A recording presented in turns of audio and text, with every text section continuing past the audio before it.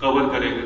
Blood relation वाले topic में जितने भी क्वेश्चंस होते हैं उसमें डायग्राम मेन होता है। अगर हम लोग डायग्राम बनाना सीख जाते हैं तो वो क्वेश्चंस भी आसानी से कर पाएंगे। चलिए तो देखते हैं अपन डायग्राम कैसे बनाते हैं।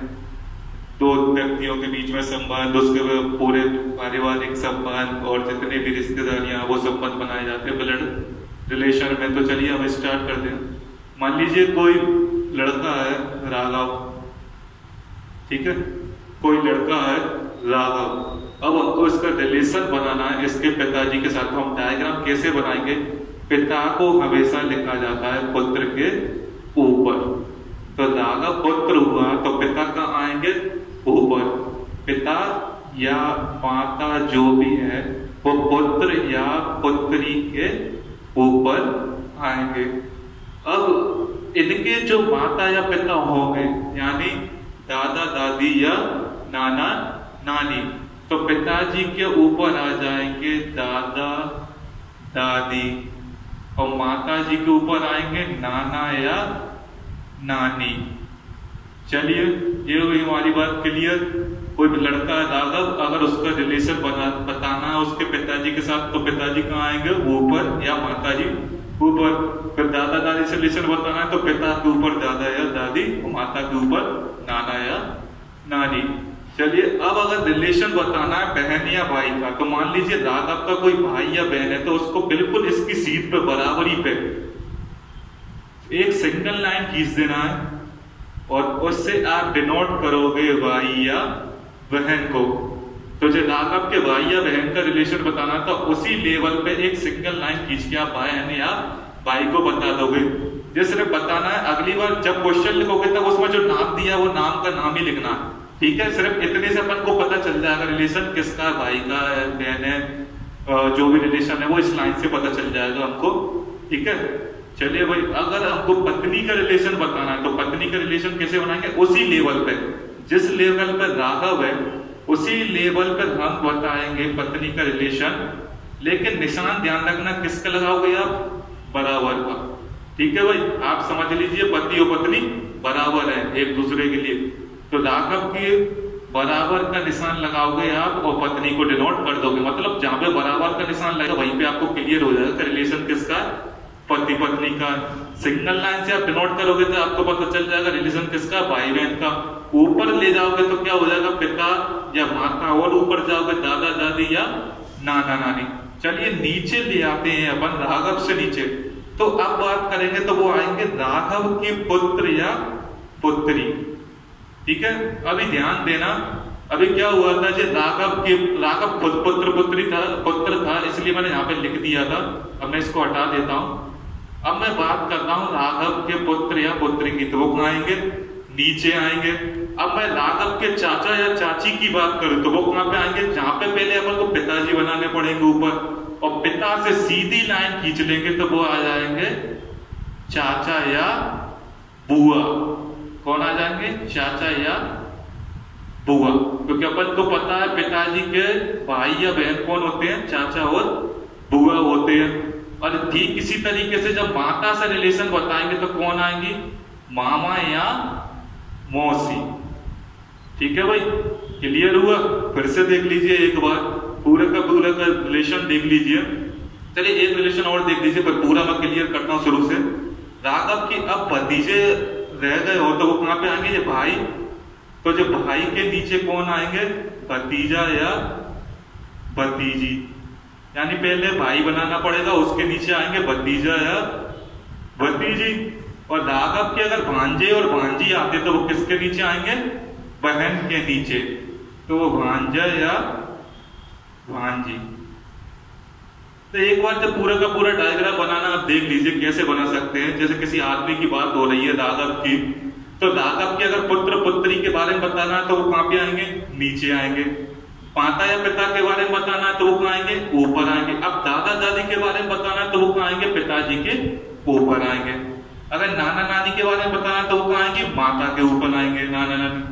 चाचा या बुआ के बारे में बताना है तो पिताजी की सीधी लाइन में आएंगे, एक सिंगल लाइन, क्योंकि भाई बहन का रिलेशन होगा पिता और चाचा या बुआ के बीच में, तो वो एक सिंगल लाइन से होता है।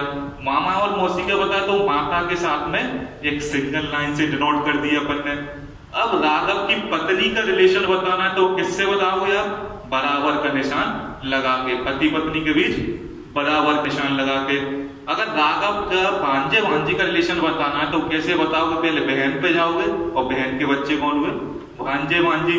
और फिर अगर भतीजे भतीजे का बताना है तो कहाँ गए? पहले भाई पे गए और फिर उससे आए भतीजे या भतीजी पे। ये हुआ मेल कैरेक्टर के लिए डायग्राम बनाना। ठीक इसी तरीके से आप फीमेल कैरेक्टर के लिए भी डायग्राम बना सकते हो। कुछ नहीं है, स्मॉल चेंजेस होंगे, बहुत कम चेंजेस होंगे। अगर आप किसी फीमेल कैरेक्टर के लिए बना रहे हैं, चलिए मैं यहाँ पे कोई भी नाम लेता हूँ, मैं नाम ले लेता हूँ यहाँ पे सिया। चलिए अब सिया का मैं बताता हूँ पूरा का पूरा रिलेशन। स्मॉल चेंजेस होंगे। देखिए ऊपर माता पिता वही की वही रहेगा, दादा दादी वही रहना है, जैसा मेल डायग्राम का हो रहा था, नाना नानी भी वही रहना है और चाचा बुआ भी वही रहना है, मामा मौसी भी वही रहेंगे। चेंजेस क्या होंगे? नीचे की तरफ होंगे। जिस जगह पे पत्नी लिखा है वहां पे क्या आ जाएगा? पति आ जाएगा, क्योंकि अपन ये फीमेल कैरेक्टर के लिए डायग्राम ड्रॉ कर रहे हैं। और जहां पर बहन भाई लिखा है बहन भाई रहेगा। लेकिन एक बात ध्यान रखिए, यहाँ पे चेंजेस क्या हो जाएंगे? यहाँ पे बहन के बच्चे भी भतीजे होते हैं, बहन के बच्चे भी भतीजे होते हैं और भाई के बच्चे भी भतीजे होते ही हैं। ये दोनों एक ही चीज आ जाएंगी फीमेल कैरेक्टर के लिए। ध्यान रखिएगा आप दोनों बातों को।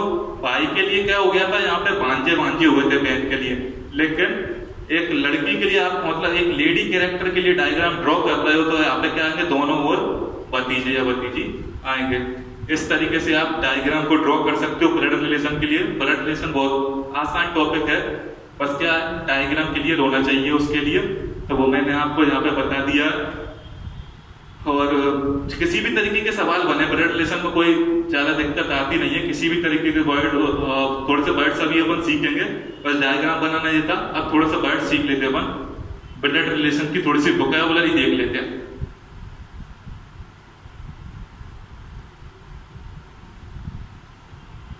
तो जो जनरल वोकैबुलरी होती है वो मैं नहीं बताने वाला, मैं बताऊंगा आपको। देखिए जो दिक्कत देने वाली वोकैबुलरी है, जैसे होते हैं आपके मैटरनल अंकल, मैटरनल अंकल, तो ये होते हैं आपके मामा। ठीक है भाई। अगर बोला मैटरनल आंटी तो वो कौन हुई? मौसी। और अगर आपने बोला पैटर्नल अंकल,